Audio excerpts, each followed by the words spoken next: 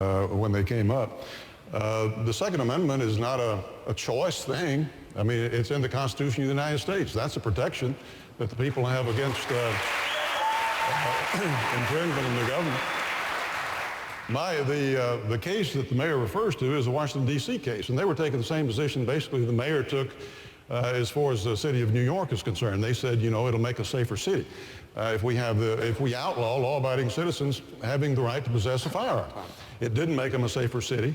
The D.C. Court of Appeal held that it was a violation of their Second Amendment rights, and hopefully the Supreme Court will uphold the D.C. Court. Mayor, I agree with the senator that it didn't make it a safer city. And some of these gun laws do not make a city a safer city.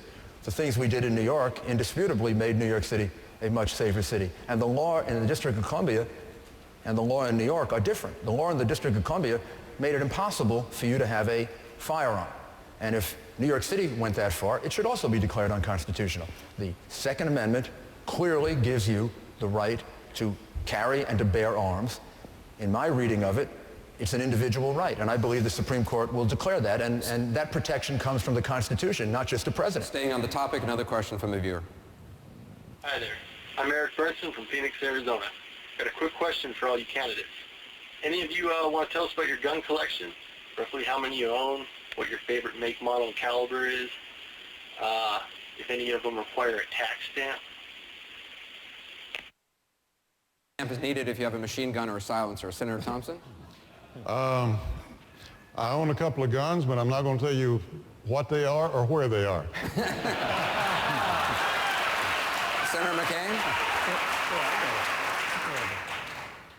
For a long time, I used a lot of guns, including carrying a .45 as a pilot flying in combat over Vietnam. I know how to use guns.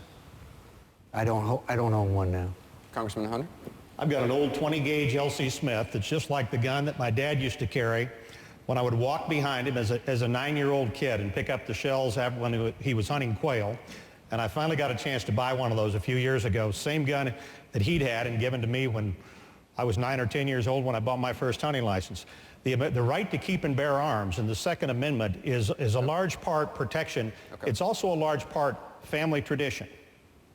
Is there anyone here besides Senator McCain who does not own a gun? Mayor Giuliani? You don't? Romney? I have 2 guns in my home. They're owned by my son, Josh. All right, there you go. We have another question on a similar topic. He buys expensive things for me. Hi, this is me and my son, Prentice. We're from Atlanta. I want to ask you guys a question. I notice you spend billions of dollars on the war in Iraq every year. But what about the war going on in your own country, black on black crime? 200 to 400 black men die yearly in one city alone. What are you going to do about that war? It feels like the Taliban is right outside. Talking about black on black crime in the inner cities, Governor Romney? Well, first of all, Prentice is pretty fortunate because he's got a dad standing next to him that apparently loves him by all appearances there, and that's probably the best thing you can do for a kid is to have a mom and a dad.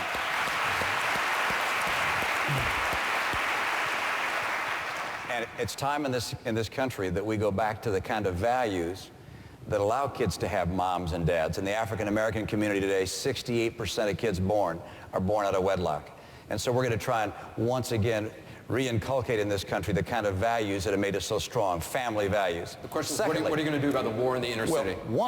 About the war in the inner city, number one, is to get more moms and dads. That's number one. And thank heavens Bill Cosby said it like it was. That's where the root of crime starts. Number two, we've got to have better education in our schools. I think that the civil rights issue of our time is the failure of inner city schools to prepare kids in the inner city for the jobs of tomorrow. And number three, of course, you have to do a better job with our policing. And I was very proud that I added one state police class after another. We have the largest state police in the history of our state during my term. We put in place tough laws related to drunk driving, sex offenders. They have their pictures now posted on the internet. We took actions to be tough on crime, and I was pleased that violent crime in my state during my term reduced by 7%. Mayor Giuliani, your campaign manager last week called Governor Romney a mediocre one-term governor. On the issue of fighting crime, is he a crime fighter? The governor has a mixed record in fighting crime. For example, murder went up by 7.5%. Burglary went up. One other category of violent crime went up. Some categories of violent crime went down. So it would be fair to say it's a mixed record. The reality is I had a very strong record in doing precisely what the young man was asking about, and that is reducing crime, and specifically in neighborhoods that would be regarded as poor neighborhoods, the neighborhoods that had the most crime. For example, in Harlem, we reduced crime by about 80%. We reduced shootings overall in the city by 74%. The city of New York was one of the most dangerous cities in America, and particularly in the neighborhoods this young man is worried about, they were really dangerous. They are not that way anymore, and we made the changes with the CompStat program, the broken windows theory, and with very, very good leadership. Governor Romney, I have to allow you 30 seconds to respond. Oh, I think we all recognize that the mayor did a wonderful job in reducing crime in the city of New York.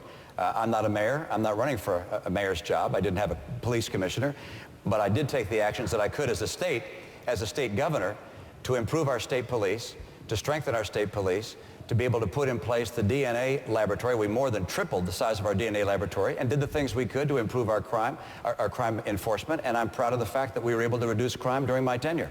Next topic is abortion. Next question.